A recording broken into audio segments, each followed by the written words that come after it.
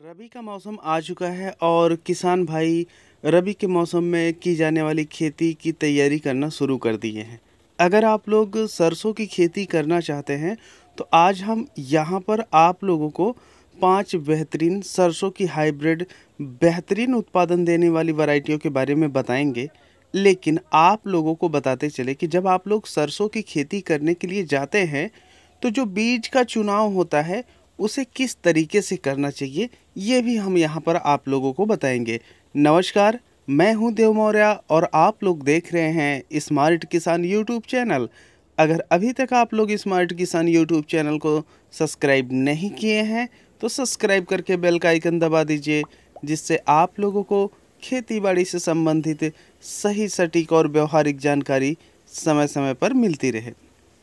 किसान भाइयों, हम आप लोगों को बताते चले कि जब आप लोग सरसों के लिए बीज का चुनाव करने जाते हैं तो आप लोगों को 3 बातों का ध्यान रखना चाहिए। सबसे पहली जो बात है वो ये है कि कई किसानों के जो खेत होते हैं पहले खाली होते हैं, कई किसानों के खेत बाद में खाली होते हैं। तो इस वजह से उन्हें ये देखना पड़ता है कि जो हम वैरायटी लगाने जा रहे हैं उसकी अवधि कितनी है। अगर जो किसान भाई अक्टूबर या नवंबर में बुआई करते हैं, कई किसानों के जो खेत होते हैं नवंबर के अंत में या दिसंबर तक खाली होते हैं, तो जो वैरायटी की अवधि होती है, फसल की अवधि होती है, वह बहुत ही महत्वपूर्ण होती है। तो आप कितने दिन के अंदर फसल लेना चाहते हैं ये महत्वपूर्ण हो जाता है फसल की अवधि के अंतर्गत।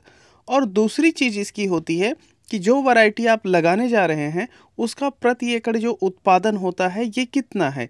अगर आप लोग उत्पादन देख लेते हैं तो आप लोगों को उसी हिसाब से जा कर के उत्पादन मिल पाता है। और अगर उस वैरायटी का उत्पादन काफ़ी कम है तो ऐसे में जब ओवरऑल जब प्रोडक्शन आपका होता है और उसमें आप मुनाफा कैलकुलेट करते हैं तो कई किसानों को इससे घाटा भी हो जाता है।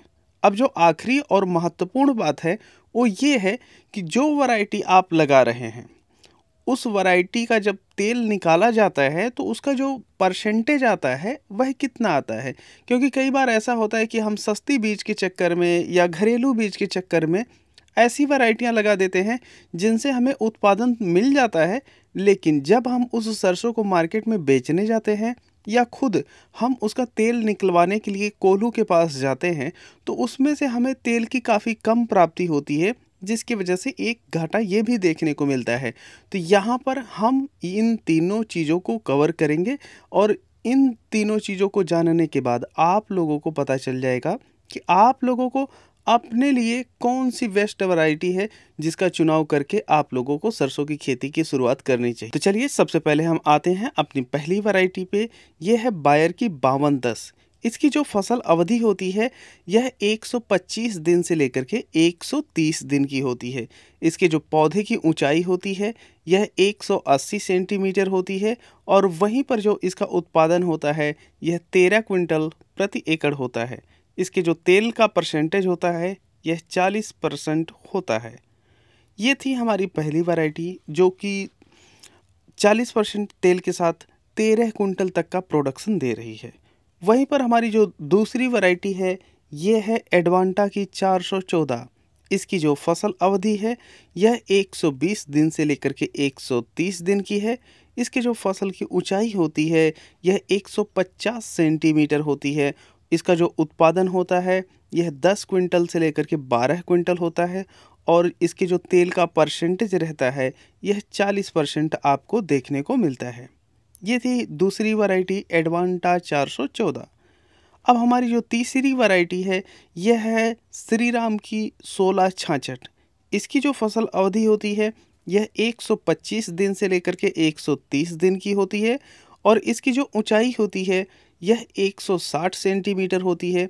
इसका जो उत्पादन होता है यह 12 क्विंटल से लेकर के 13 क्विंटल होता है। इसके जो तेल का परसेंटेज होता है 40% होता है।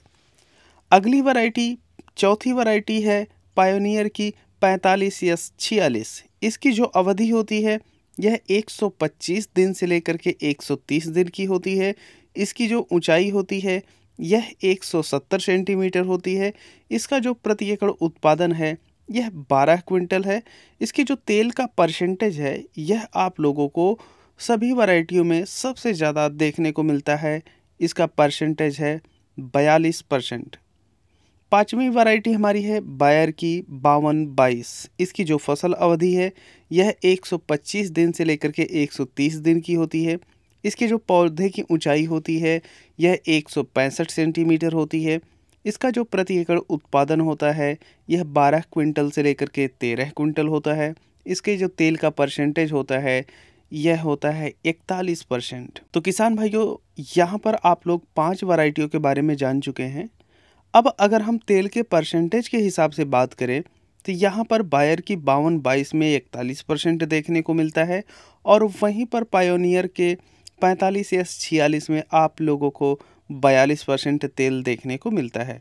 लेकिन अगर हम उत्पादन की दृष्टि से बात करें तो जो बायर की 5210 आती है इसमें आप लोगों को लगभग 13 क्विंटल का प्रति एकड़ प्रोडक्शन देखने को मिलता है, और वहीं पर पायोनियर का 12 क्विंटल। तो यहाँ पर जो परसेंट का गैप आ रहा है तेल में 2% का आ रहा है। तो अगर हमें उत्पादन ज़्यादा भी मिल रहा है बायर 5210 में, तो वहीं पर पायोनियर में हमें तेल का परसेंटेज ज़्यादा देखने को मिल रहा है। इस हिसाब से अगर देखा जाए तो जो श्रीराम की 1666 वैरायटी है यह 125 से लेकर के 130 दिन की है, जिसमें पौधे की ऊंचाई 160 सेंटीमीटर है। लेकिन वहीं पर जो इसका उत्पादन होता है 12 से लेकर के 13 क्विंटल प्रति एकड़ है, और तेल का परसेंटेज भी 40 है। तो यहाँ पर सबसे अच्छी अगर हम इन पांचों में से बात करें तो श्रीराम की 1666 है। अच्छा, आप लोगों को हम बताते चले कि यहाँ पर जितने भी आंकड़े हैं यह कंपनियों द्वारा दिए गए आंकड़े हैं, और यह वीडियो स्पॉन्सर भी नहीं है। तो यहाँ पर हम सभी आंकड़े को कैलकुलेट किए और जो किसानों के बीच में चल रही हैं उनके अनुभवों को लेकर के यहाँ पर हम आप लोगों को बता रहे हैं। लेकिन आप लोगों को बताते चले कि यह प्राइवेट कंपनियों की हाइब्रिड की टॉप किस्में हैं, और इसमें मार्केट में जो सीड आती है उसमें काफ़ी ज़्यादा फ्रॉड देखने को भी मिलता है। तो जब भी आप सीड खरीदने जाएं तो वहाँ पर एक चीज़ का विशेष ध्यान रखें कि जो सीड हो ये ओरिजिनल हो, तभी आप लोगों को इस तरीके का उत्पादन देखने को मिल सकता है। और एक बोनस पॉइंट हम आप लोगों को बताते चले कि अगर आप लोग अपने घर की सरसों की बुआई करना चाहते हैं तो आप लोग देखते होंगे कि उसमें बड़े और छोटे दाने रहते हैं। तो आप लोगों को किसी छननी की सहायता से बड़े दानों को अलग कर लेना चाहिए, और जो छोटे दाने होते हैं उनको अलग कर देना चाहिए। जो बड़े दाने आपको मिलते हैं अगर आप लोग उसकी बुआई करते हैं तो नियर अबाउट आप लोगों को इसी तरीके का प्रोडक्शन देखने को मिल सकता है। अगर आप छोटे और बड़े दाने मिक्स करके बुआई करेंगे तो जो आपके पौधे होते हैं ये कमज़ोर रहते हैं, जिसकी वजह से आपको ओवरऑल घर की जो सीड होती है उसका प्रोडक्शन कम देखने को मिलता है। तो आप लोग ये सावधानी भी रख सकते हैं। बाकी इस वीडियो को हम सब यहीं पर समाप्त करते हैं। अगर आप लोगों को सरसों की खेती या अन्य किसी भी खेती से संबंधित और कोई जानकारी चाहिए तो कमेंट सेक्शन में हमसे पूछ सकते हैं। बाकी हम मिलते हैं आप लोगों से एक नई वीडियो में, तब तक के लिए चलते हैं। जय जवान, जय किसान, जय भी।